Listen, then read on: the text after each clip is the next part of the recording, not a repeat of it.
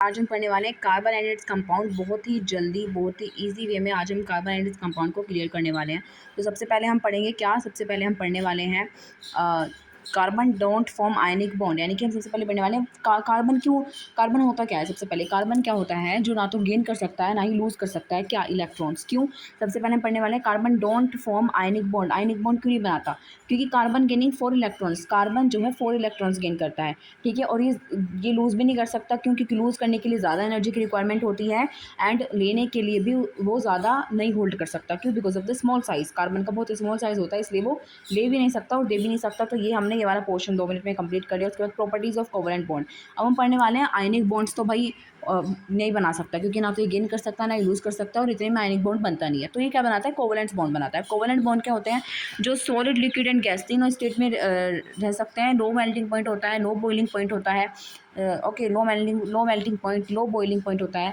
They do not form ions, ये ions नहीं बनाते, ये इलेक्ट्रिसिटी को कंडक्ट करते हैं, ठीक है। Soluble in organic solvents and insoluble in water except sugar in water.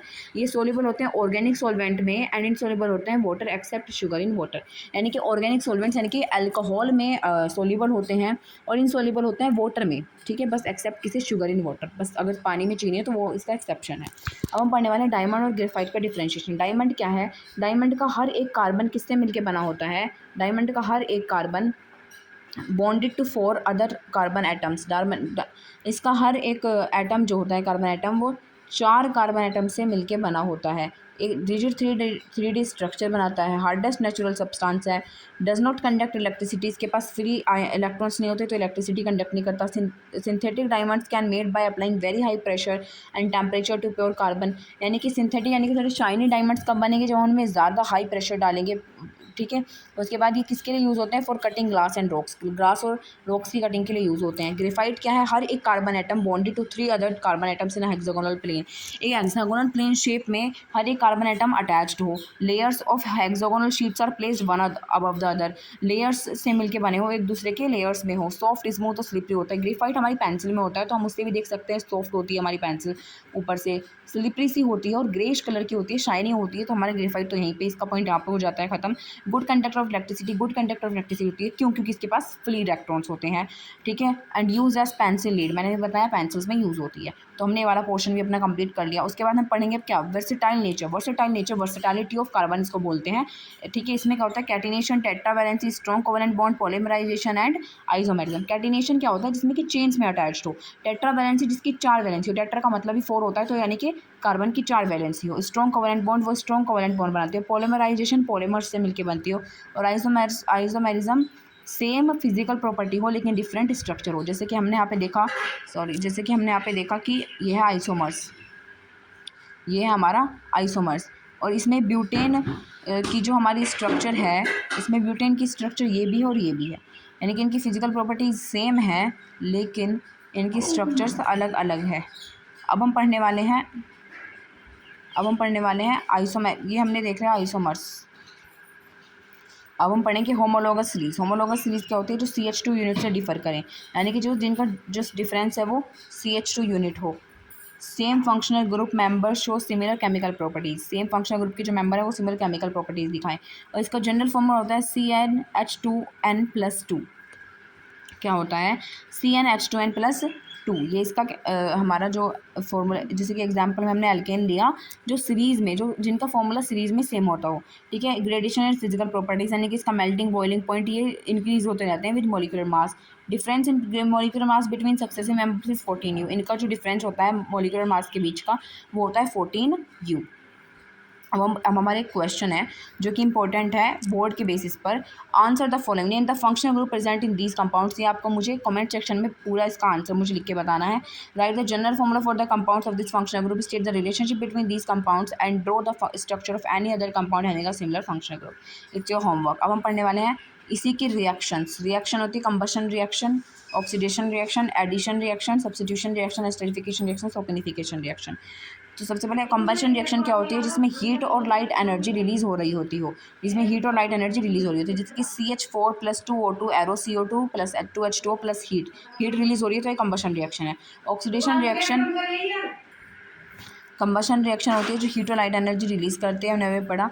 जैसे कि इसने CH2+2O2+CO2+2H2O+हीट यानी कि एरो, सॉरी यहाँ पे एरो है, तो इसने यहाँ पे हीट को रिलीज़ किया, तो ये क्या हो गया, कंबशन रिएक्शन। इसमें कि सैचुरेटेड हाइड्रोकार्बन बन विद क्लीन ब्लू फ्लेम होता है कंप्लीट कंबशन, और इनकम्प्लीट कंबशन यानी कि सिंपल लैंग्वेज में अगर देखें कंप्लीट कंबशन होती है जिसमें एयर की सप्लाई पूरी हो रही होती है, इनकम्प्लीट इसमें एयर की सप्लाई प्रॉपर नहीं हो रही होती है।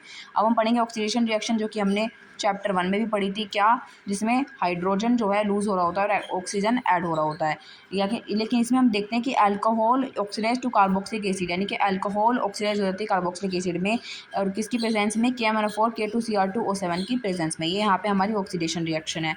उसके बाद अगर हम बात करते हैं किसकी, उसके बाद हम बात करते हैं एडिशन रिएक्शन, जिसमें कुछ ऐड हो रहा हो। Unsaturated hydrocarbon and hydrogen is presence of catalyst vegetable oil यानी कि इसमें कुछ ऐड हो रहा हो, एक कैटलिस्ट ऐड हो रहा हो, और वहाँ पे हमारी एडिशन रिएक्शन हो जाती है। अब हम बात करेंगे सब्स्टिट्यूशन रिएक्शन। सब्स्टिट्यूट मतलब होता है हटा देना, तो एक ग्रुप ऑफ एटम में से दूसरे ग्रुप ऑफ एटम को हटा देना, जैसे कि hydrogen atom in alkanes are replace by hydrogen in presence of sunlight, यानी कि हाइड्रोजन एटम को रिप्लेस करते हैं हाइड्रोजन में, उनको हटा दिया।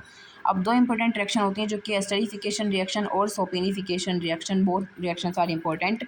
एस्टरिफिकेशन रिएक्शन और सोपिनिफिकेशन रिएक्शन क्या होती है? एस्टरिफिकेशन रिएक्शन होती है कि carboxylic acid reacts with alcohol to form ester, जिसमें कार्बोक्सिलिक एसिड रिएक्ट करता है किसके साथ, अल्कोहल के साथ। Carboxylic acid react with carboxylic acid reacts with alcohol to form ester. Carboxylic acid alcohol के साथ रिएक्ट करता है टू फॉर्म एस्टर, एस्टर बनाने के लिए, जो कि फ्रूटी स्मेल यानी कि जो थोड़ी स्वीट स्मेलिंग स्मेल होती है in the presence of H2SO4। H2SO4 concentrate से H2SO4 की प्रेजेंस में कार्बोक्सिलिक एसिड अल्कोहल के साथ रिएक्ट करता है और एस्टर बनाता है, और ये हमारी होती है एस्टरिफिकेशन रिएक्शन। इसको कुछ इस तरीके से लिखते हैं, CH3COOH प्लस C2H5O7, यानी कि कार्बोक्सिलिक एसिड रिएक्ट किया अल्कोहल के साथ और उसने एस्टर बनाया CH3COO C2H5 प्लस H2H2O को, यानी कि पानी उसने फिर रिलीज़ किया। अब हमारी आती है सोपिनिफिकेशन रिएक्शन। सोपिनिफिकेशन रिएक्शन क्या होती है? इसमें एस्टर रिएक्ट करता है बेस के साथ टू फॉर्म सोप। सोप बनाने के लिए एस्टर रिएक्ट करता है बेस के साथ, एंड अल्कोहल, सोप और अल्कोहल बनाने के लिए एस्टर बेस के साथ रिएक्ट करता है। तो इसकी अगर हम देखें, इसको कैसे देखते हैं, CH3COO C2H5, यानी कि एस्टर रिएक्ट किया किसके साथ, बेस के साथ NaOH, और उसने क्या बनाया CH3COO Na प्लस C2H5OH, यानी कि अल्कोहल और सोप बनाई उसने। तो ये हमारी रिएक्शंस थी इस चैप्टर की, जो कि इंपॉर्टेंट रिएक्शंस होती हैं। अब हम बात करेंगे इथेनॉल। इथेनॉल क्या होता है? Ethanol commonly known as acetic acid, इसको हम एसिटिक एसिड बोलते हैं, कार्बोक्सिलिक एसिड के ग्रुप से बिलोंग करता है। 5 to 8% soluble in water, water में सोल्यूबल होता है। इथेनॉल सोडियम के साथ जब रिएक्ट करता है तो वो क्या बनाता है? Produce hydrogen gas and sodium methoxide. Hydrogen gas और सोडियम मिथॉक्साइड बनाता है। इक्वेशन है इसकी 2Na plus C2H5OH C2H5O Na plus H2। ये है हमारी इथेनॉल के साथ, इथेनॉल जब सोडियम के साथ रिएक्ट करता है। Dehydration of ethanol to ethene. Dehydration क्या होता है? जब हम 443 केल्विन पर कंसनट्रेटेड सल्फ्यूरिक एसिड को हीट कर, इथेनॉल को हीट करते हैं किसके साथ? कंसनट्रेटेड सल्फ्यूरिक एसिड के साथ 443 केल्विन पर, leading to the removal of water. ये रिमूवल ऑफ वाटर पे लीड करता है, यानी कि इथीन बनाता है। इक्वेशन है C2H5OH arrow CH2 double bond CH2 plus H2O in the presence of 4 concentrated H2SO4 की प्रेजेंस में होता है। जब ये बेस के साथ रिएक्ट करता है तो ये सोडियम हाइड्रोक्साइड रिएक्ट जब करता है बेस के साथ तो ये सोडियम इथोनेट बनाता है CH2COOH plus NaOH arrow CH3COO Na plus H2O। जब ये कार्बोनेट या हाइड्रोजन कार्बोनेट के साथ रिएक्ट करता है तो ये क्या बनाता है? Produce carbon dioxide water and sodium acetate. Carbon dioxide water और सोडियम एसीटेट बनाता है। अब इसका एक इंपॉर्टेंट पार्ट ही आ जाता है इस चैप्टर का, यहाँ पर हमारा चैप्टर क्विक रिवीजन के साथ खत्म हो जाता है। Cleaning action of soap and detergent. Soap और डिटर्जेंट का क्लीनिंग एक्शन, इसको अगर मैं अपनी लैंग्वेज में समझाऊँ तो ये होता है हमारा मिसल। अब ये बनता कैसे है? ये होता है हेड और ये होती है टेल। हेड को हम बोलते हैं हाइड्रोफिलिक। हाइड्रोफिलिक हम इसको क्यों बोलते हैं? Because it loves water, it loves water. जैसे कि यहाँ पे अगर हम देखें तो ये है हेड, ये है हेड और ये है टेल, ये है टेल। तो ये जो हमारी टेल है ये ऑयल एंड डर्ट के पास है, ये ऑयल और डर्ट के पास है। क्यों है ऑयल और डर्ट के पास? क्योंकि जो हमारा हेड है, हमारा जो हेड है यानी कि जो मिसल बना रहा है, हेड लव्स वाटर, तो ये पानी की तरफ जा रहा है। यहाँ पे H2O प्रेजेंट है, यहाँ पे सारे में H2O प्रेजेंट है। और ऑयल एंड डर्ट, इसको पानी पानी पसंद है तो ये पानी के पास जा रहा है हेड, और टेल को डर्ट पसंद है, यानी कि तेल पानी जो टेल है वो पानी से डरती है, तो इस वजह से ये ऑयल एंड डर्ट के पास, यानी कि टेल तो हमारी ऑयल एंड डर्ट के पास आ रही है, टेल आ रही है ऑयल एंड डर्ट के पास, और हेड जा रहा है बाहर, यानी कि हेड बाहर की तरफ क्यों है, बिकॉज बाहर H2O है, एंड इट लव्स वाटर, तो ये पानी की तरफ जा रहा है, और tail oil and droplet, oil और डर्ट से प्यार करती है, तो ये इस वजह से ऑयल ड्रॉपलेट के पास जा रही है, एंड जो हेड है वो H2O के पास, यानी कि बाहर पानी है तो ये पानी की तरफ जा रहा है, और टेल ऑयल और डर्ट के पास आ रही है, और इसी स्ट्रक्चर को बोलते हैं मिसल स्ट्रक्चर, इसी स्ट्रक्चर को बोलते हैं मिसल। ठीक है, अब हमने देखा यहाँ पे ये हाइड्रोफोबिक है, ये हाइड्रोफिलिक, हाइड्रोफिलिक क्यों बोलते हैं, because it loves water, and hydrophobic, phobic यानी कि इसको पानी से फोबिया है, तो इसलिए ये ऑयल एंड डर्ट के पास जाती है। यही हमारा पूरा इसमें लिखा हुआ है, इसको मैंने आपको इजी लैंग्वेज में समझा दिया है, बाकी हम इसको एक बार दोबारा से पढ़ भी लेते हैं।